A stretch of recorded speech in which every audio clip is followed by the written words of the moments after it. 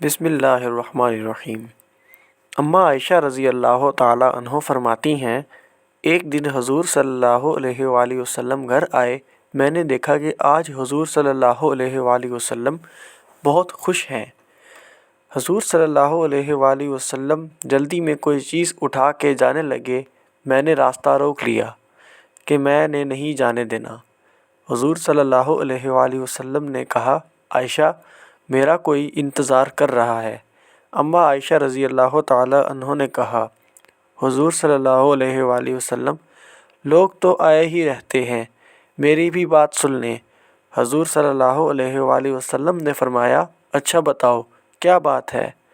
تو اماں عائشہ رضی اللہ تعالی عنہ نے بتایا کہ مجھے میرے والد نے کہا تھا جس دن حضور صلی اللہ علیہ وآلہ وسلم کو خوش دیکھو تو میری اور اپنی بخشش کی دعا کروانا۔ حضور صلی اللہ علیہ وآلہ وسلم نے ہاتھ اٹھائے، اے اللہ عائشہ اور ابو بکر کو عزت والی زندگی عطا فرما۔ اے اللہ ان کا حساب قیامت میں آسان فرمانا۔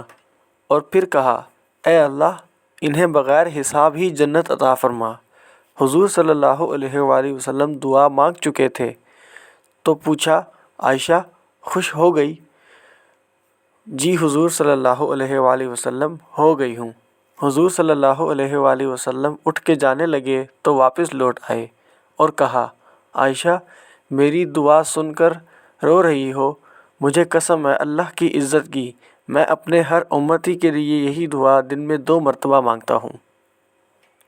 دعا ہے کہ اللہ تعالیٰ ہمیں اس پر عمل کرنے کی توفیق عطا فرمائے، آمین۔ آپ سب ایک مرتبہ درود شریف پڑھ لیں۔ اللہم صلی علی سیدنا و مولانا محمد وعلی آلہ و اصحابہ و بارک وسلم۔